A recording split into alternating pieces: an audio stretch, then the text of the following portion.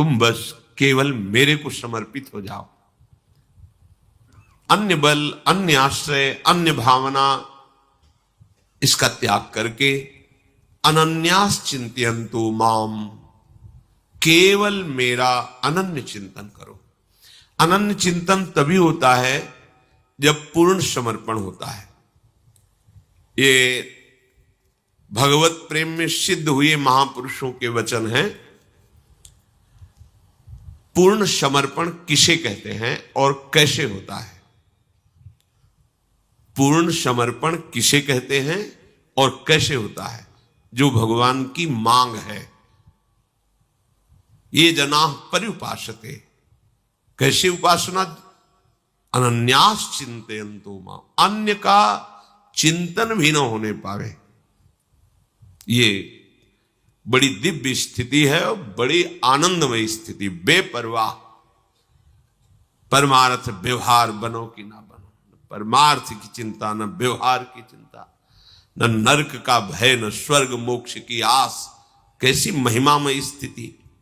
और ये समर्पण से प्राप्त होती है। ध्यान पूर्वक श्रवण करें और अपने आचरण में, अपनी एक एक वृत्ति में ये बात उतारें। वास्तविक पूर्ण समर्पण प्रभु करते हैं। हमें समर्पण की तैयारी करनी होती है। तैयारी हमें करनी होती है। कैसे करनी है? वो सब बना देंगे, संयोग बना देंगे, सदगुरुदेव मिला देंगे, सत्संग मिला देंगे, सब वो कर देंगे। आपको केवल राजी होना है। वो जैसा जैसा करते जाएं उसमें राजी हो जाओगे समर्पण के लिए, तो पूर्ण समर्पण प्रभु की तरफ होता है। वो करुणा करके हमें स्वीकार कर लेते, तभी हमारा पूर्ण समर्पण होता है। अगर हम चाहें भी पूर्ण समर्पण करना तो नहीं हो पाता है, क्योंकि मैं पूर्ण समर्पण अपने आप को करता हूं, इसमें अहंकार शेष है, अहंकार है, नहीं हो पाएगा। अभी है। जैसे एक शरणागत जन प्रश्न कर रहे थे एकांतिक में कि बहुत वर्षों से समर्पित हूं, फिर भी हमारे ऊपर दुख क्यों आ रहे हैं? ये समर्पण का शब्द है। तुम हो कौन अब? शरणागत। क्या समर्पण किया? देह, मन, वाणी, चेष्टाएं, अहम, सर्वस्व। अब आपका है क्या? कुछ नहीं। तो दुख किसको हो रहा है? आप बिल्कुल शून्य पे खड़े नजर आएंगे, शरणागति पे नहीं। इसीलिए पहले शरणागति को समझो। शरणागति एक नाटक नहीं है कि ऐसे बाहरी कंठी बांध ली, तिलक लगा लिया और फिर प्रभु को कोसे कि हम आपके शरणागत हैं, आपने हमारी विपत्तियां दूर नहीं की, आपने हमें दुख दिया, आदि आदि। नहीं नहीं, दुख का तो प्रवेश ही नहीं होगा। आप देखिए ना, अगर प्रभु की शरण में रहकर दुख मिलता है तो फिर दुख निवृत्त कहां होगा? इसका मतलब आप अभी उस शरणागति के सोपान पर नहीं पहुंचे जिसे शरणागति कहते हैं। अहंकार शेष रहता है, उस अहंकार को प्रभु स्वीकार करते हैं। जबरदस्ती तैयारी आप करें, रौंद देते हैं। अशरण जब हुआ तब शरणागति होती है। अभी तो हम समर्थ हैं, अशरण कहां हैं? देखो ना, आप समर्थ हैं, आपके पास धन है, बुद्धि है, ज्ञान है, बहुत कुछ है, अभी अशरण नहीं हुए। शरणागति तो प्रारंभ होती है जब सब जगह झांक के देख लेता है। स्वभाव इसका ये ऐसे नहीं होता। जब सब जगह देख लिया, कोई ठौर नहीं, कोई और नहीं, तब पुकारता है हरि शरणम, हरि शरणम। ये व्यवस्था प्रभु करते हैं, ये प्रभु करते हैं। प्रभु की शरणागति में देह, इंद्री, प्राण, मन, बुद्धि, अहंकार, ये सब यंत्र की तरह हो जाते हैं और प्रभु इन यंत्रों को अपने अनुसार चलाते हैं। देह, इंद्री, प्राण, मन, बुद्धि, अहंकार, इन पर कब्जा होता है हमारे करुणानिधान प्रभु का, और प्रभु के अनुसार ये चलते हैं। अभी ये हमारे अनुसार चलते हैं, वासना के अनुसार, देहाभिमान के अनुसार, फिर प्रभु के अनुसार चलते हैं। प्रभु का जो विशुद्ध शरणागत होता है, उसका हृदय लीला भूमि वृंदावन बन जाता है। उस अवस्था में लीला बिहारी युगल सरकार उसके हृदय रूपी निकुंज पर खेलने लगते हैं। वहां कोई कर्ता नहीं बचता है। प्रभु उसके तन मन पर स्वयं अधिकार करके यंत्रवत अपनी इच्छा के अनुसार उससे वर्ताव करवाते हैं। प्रभु के हाथ में उसका जीवन हो गया। प्रभु स्वच्छंद निरंकुश लीला उसी के हृदय में करते हैं जिसने अपनी पूरी की पूरी मन, बुद्धि, चित्त, अहंग सब कुछ प्रभु के हवाले कर दिया। ये आपका है, मेरा कोई अधिकार नहीं। इस समय प्रभु फिर ऐसी दो भयानक परिस्थितियां भेजते हैं जिनमें पास होना केवल गुरु कृपा ही होती है। इतनी अनुकूलता कि मरा हुआ अहंकार फिर जाग जाए। नहीं, कुछ तो है ना हम में, इतना प्रणाम नमस्कार यश, कुछ तो है ना हम में। गया, जिस सोपान पर चढ़ना था फिसल गया। इतनी प्रतिकूलता, हृदय में भाव, कहां भगवान है, कहां भगवान। जीवन हो गया भगवान का आश्रय लेकर भजन करते हुए, जीने लायक नहीं छोड़ा। कहां भगवान है।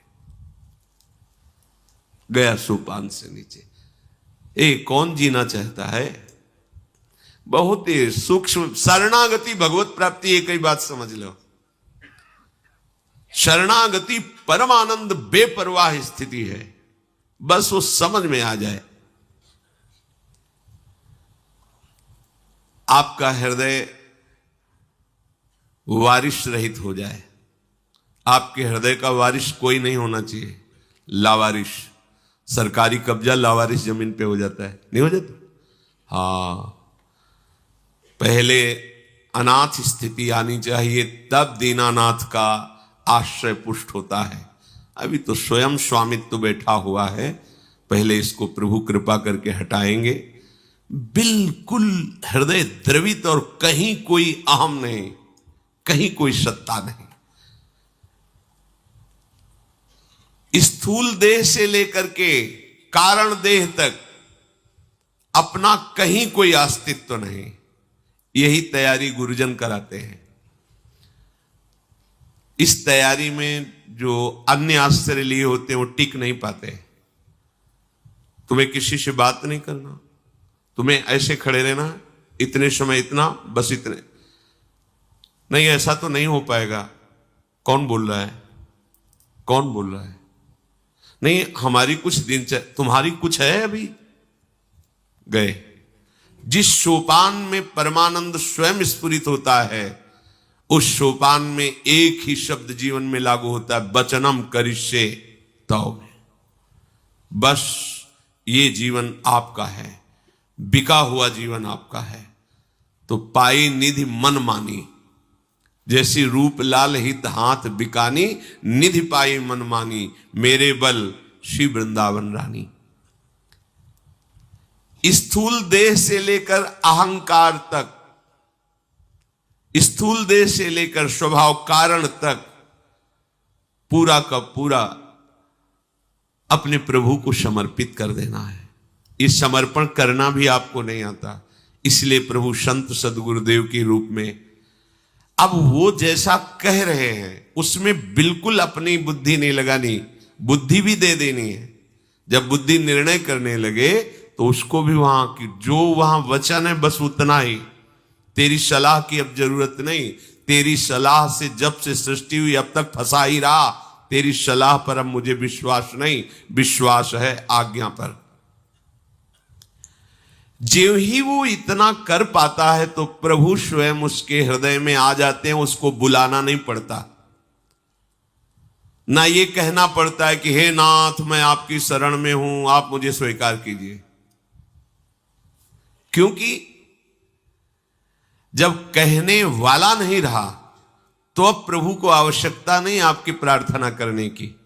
जैसे विशाल चुंबक लोहे को स्वयं खींच लेता है, ऐसे ही जो हृदय प्रभु के लिए समर्पण की वृत्ति की तैयारी करता है तो प्रभु स्वयं उस हृदय को खींच लेते हैं। हृदय हारी, हृदय बिहारी हमारे हृदय में ही आ जाते। जागृत शयन रहे तो उर ऊपर मणि कंचन ज्यों पाची। जैसे मणियों की कंचन की माला हृदय में, वैसे युगल सरकार इंद्र नीलमणि श्याम मनोहर सात कुंभ तनु गोरी। आठों पहर, उनको बुलाना नहीं पड़ता। यहां ये पद्धति नहीं कभी आए और एक बार दर्शन दे दिए, ऐसे नहीं। ये प्रेमियों का गढ़ है। यहां पी मूर्ति नैनन बसे तेहि रस है समाय। यहां तन मन से बिछुरे नहीं, चाह बढ़े दिन रैन, पर कबहु संजोग न मानहि, देखें भरी भरी नैन। स्वयमेव उसके मन को, बुद्धि को, चित्त को, अहम को प्रभु खींच करके अपनी लीला भूमि बना देते हैं। इस स्थिति तक पहुंचने के लिए बहुत अनुभूत महापुरुषों के कुछ सूत्र हैं, सिद्धांत हैं।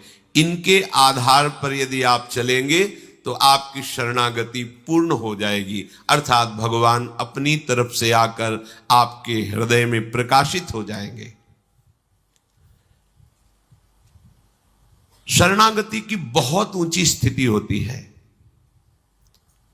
पर जब तक ये लक्षण, ये बातें, ये सिद्धांत आप नहीं समझोगे तब तक शरणागति को आप समझ नहीं पाओगे।